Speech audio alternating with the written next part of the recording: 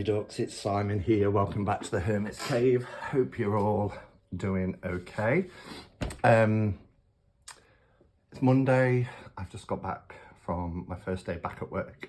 I say first day back at work like I've had ages off. I took Thursday and Friday off during half term last week. I've had a lovely visit from my friend Sandra, who went back yesterday afternoon. So yeah, back to the regular day-to-day existence. But I love my job, so that's always a bonus. I love my job, I love what I do, and you know, we all need to make a living, and it's even better when there's a job that you enjoy. If you saw the vlog yesterday, I bought this box as well from Ice 9, which is gorgeous. It's handcrafted in India, and yeah, I love it. And Sandra had seen it the day before and thought to herself, I can see Simon getting that, and she never said anything. And I did. I've put the 1909 RWS deck in here because I love this deck. And I don't have a lot of circular decks. I've got Mother Peace and Cantor G and one or two others, but really like what Les Scarabeo did with the 1909 in this circular edition. So this sits on my desk, and it means I'm going to use that deck a lot more as well, which is always a bonus. I thought I'd mention that because today we're going to be talking about another RWS deck. I mean, can there ever be enough RWS decks? Or can there ever be too many RWS decks? And I'm laughing, but it's a serious question. Can there be too many RWS decks? And yeah, I guess when I say that, it's rhetorical, but actually it's a fair question. I like to usually bring in an RWS deck into my collection if it offers something new. If it's just a straight up RWS, unless it's a collector's one like a Blushing Fool or something like that, then I tend not to bother now because I've got, you know, Roses and Lilies, Pam A, B, C and D, facsimiles. But I was interested in seeing this, and it's not so much the deck. This is more about the book because it's The Time Changes Tarot. It's by Caitlin Matthews. You know, all hail Caitlin Matthews. A real authority when it comes to tarot. So if I'm going to get a book, there's certain names that spring out in my mind that, you know, if they're the authors of the book, then I'm going to stand up, pay attention and do some study.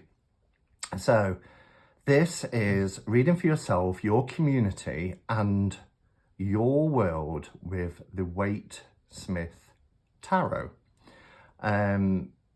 And what this, from what I can understand, what this purports to do is that it takes the RWS but brings it or makes it more relevant for the world in which we inhabit now.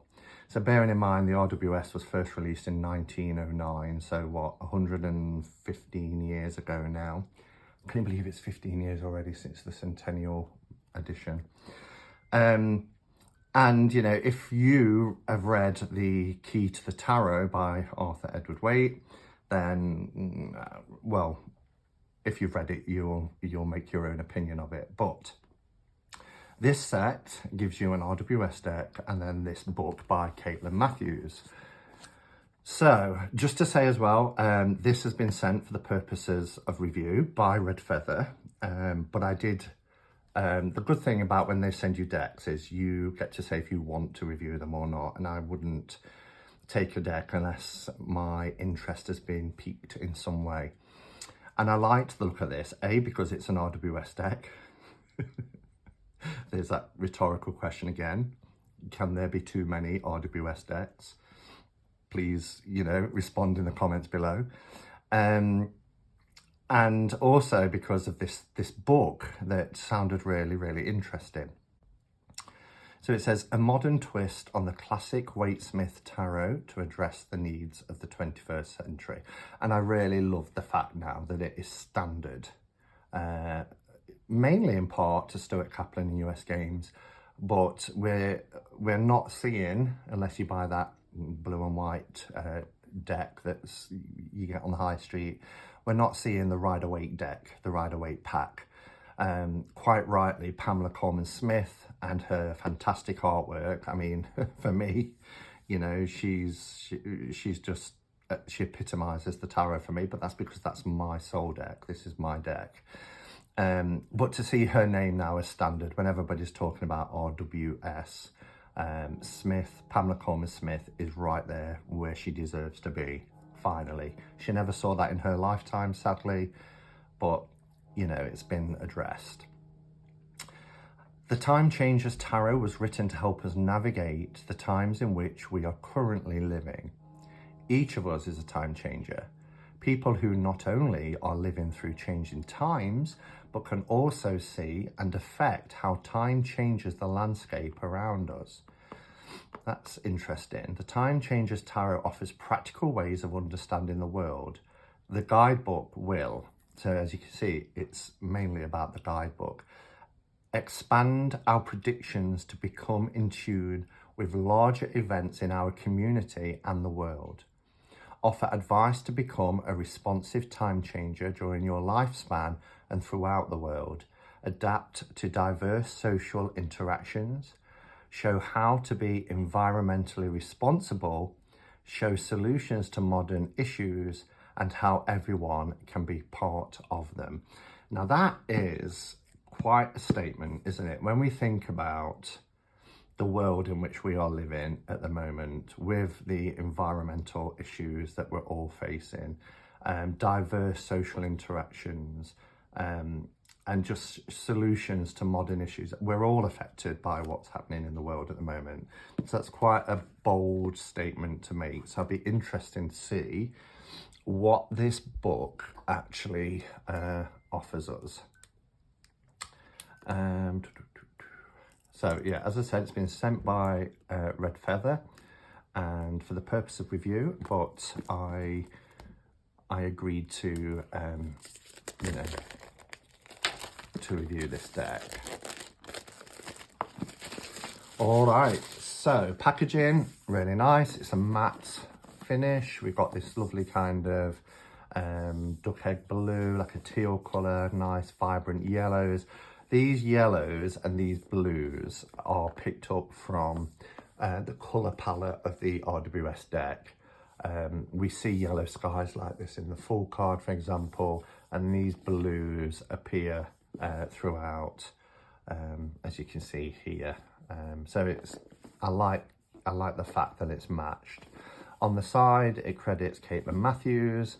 The Time Changers Tarot, read in for yourself, your community and your world with the Waite Smith Tarot. So it's a clamshell magnetic closure, nice and sturdy. We've got this swirly kind of design here, these circles, and then here is the book. Oh wow, look at this. This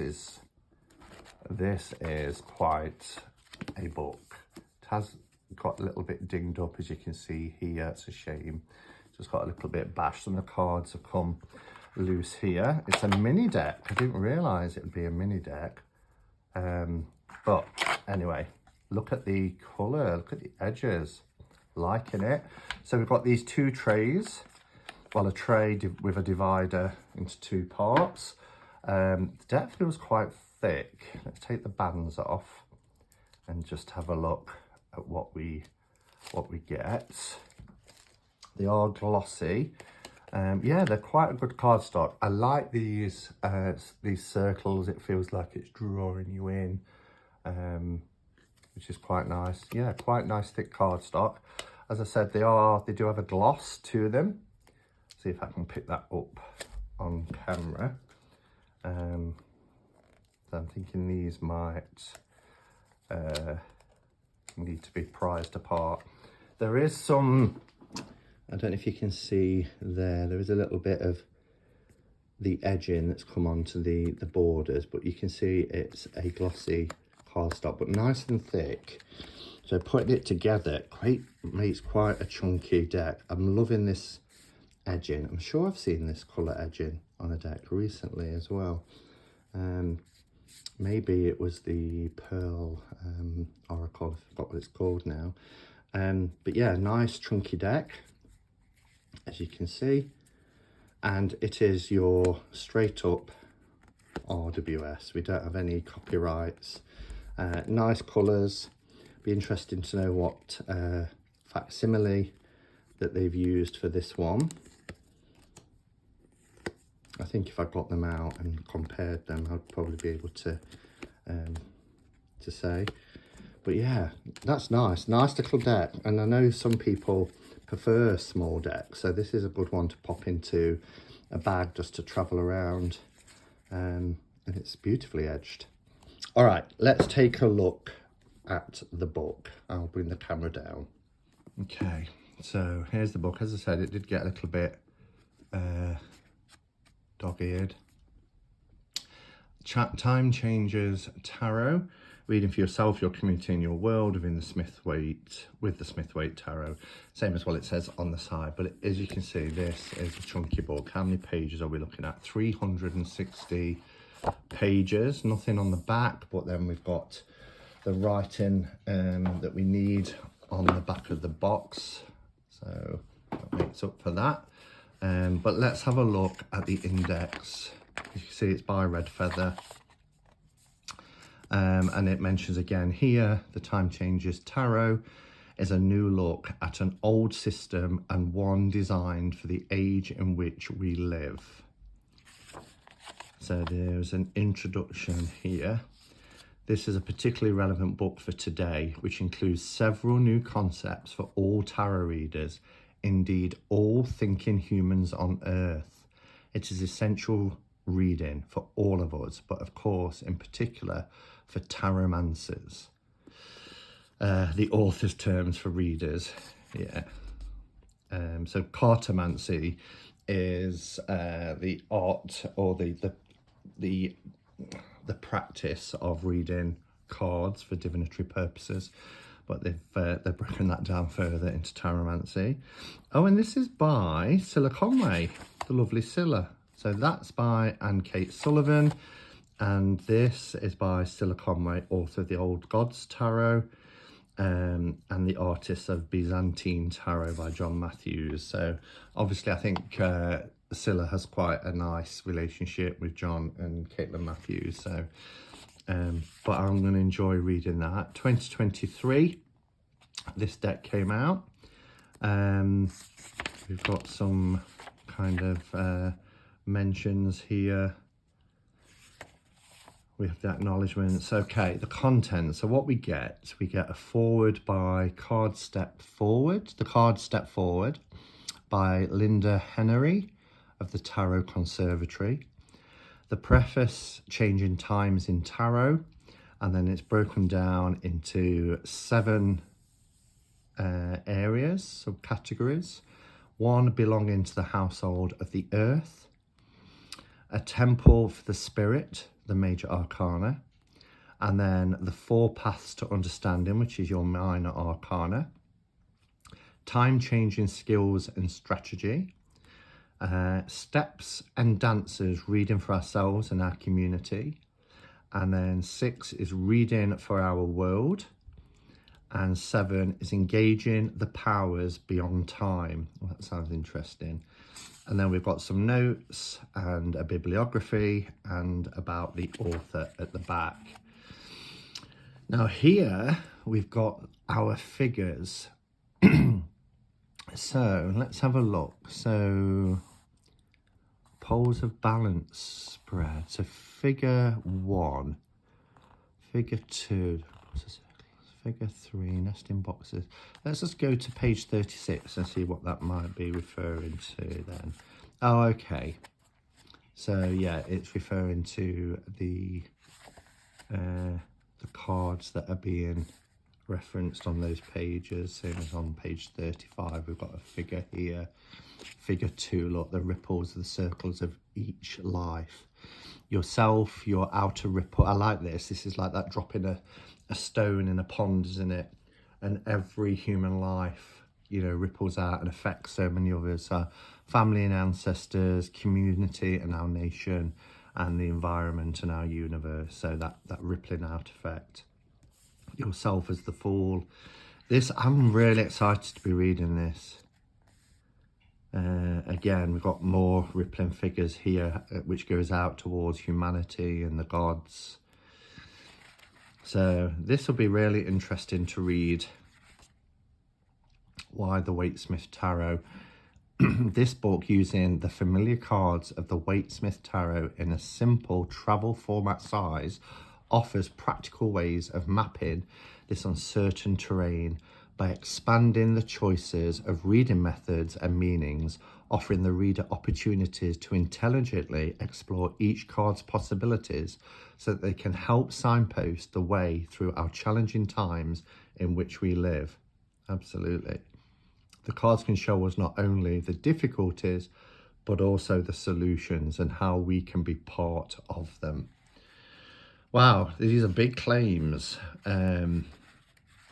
I hope it delivers. I think I'm going to probably go into, I don't know when I'm going to get time, but I will make time to give this book a really good read. And then perhaps on a couple of catch-up cards in, how long will it take me? Give me a couple of months. Come back and talk about how I found reading this. It looks really, really interesting. Okay, if we look at, we'll just stop here. If we look at the information you get for the cards as well, because it looks like you get quite a bit of information here. And I'm particularly interested in how it's broken down. We've got these, got some questions, and yeah, it's broken into some interesting sections. So you get a description of the card. So it says, image, against a grey sky, a blindfolded woman with arms bound to her sides stands in a marsh hemmed in by 8 swords. Stands in a marsh hemmed in by 8 swords. She stands in a marshy place at the foot of a city on a hill. So it describes the scene. And then you get an area of focus. I have been brought to this position. My beliefs are keeping me safe. Is there a surer place to stand? Then you get the background to the card. 8 of Swords challenges you to notice into what kind of prison you've changed your mind or opinions. Then you've got the lifestyle, being sunk in unprofitable tasks or fruitless occupations, a difficult position, restriction of lack of perspective, etc. And then you've got resisting self-sabotage, seeing things more clearly, breaking out of limitations or depression, the unforeseen. You've got an interaction, fear of what others say, bigoted opinions or intolerance blights your friendship, allowing yourself to be convinced, gaslighting or gaslit by the other, limited understanding. So we're already getting these modern kind of, I mean, gaslighting wasn't really around before the film, Gaslight. So we are getting these kind of modern interpretations, which is useful. Listening between the lines to understand the relationship subtext. We get an impact. Affairs are stuck in a mind warp. Public views are in bondage to an ideology or institutional demands. Coming out from the influence of a cult or restrictive ideology. And then we get the environmental, a sense of limitation, restricted thinking about things, tethered to outworn modes of doing things, imprisonment or bondage, victimization. This is really interesting. And then we get some questions to consider. Who or what is restricting things? What is being isolated here? What would it feel like to be without limitations? These would be really good journal prompts as well. So I'm really liking the structure that you're getting. That's the minors. I would imagine it's pretty much the same for the majors, as you would expect. Clearing the way, on fairness, environmental and questions. Yeah, so really, really interested in terms of the information we're getting for the cards as well. We've got some little poems and things here, reading for our world. The earth is the centre of the universe. The house is the centre of the earth. The family is the centre of the house. The person is the centre of the family. Again, it's that rippling out, isn't it? From the individual to the universe. Love it. So yeah, there you go. I mean, what a tome. A lot here to digest and read. So I'm really looking forward to this. It's going to be a bit of a project. I wish, mind you, I think I've got a couple of weeks off at Easter, so maybe that will be my project for then. So really like this. This is a really nice little deck. I would have perhaps preferred matte, but that's a small gripe. They're nice. All right, let me know your thoughts. And I think, you know, if it came out in 2023, if you've already got it, how have you found working with the book? Do let me know. I'd be interested to hear your thoughts on it. Thanks for watching, everybody. Until next time, go in peace. Namaste and blessed be.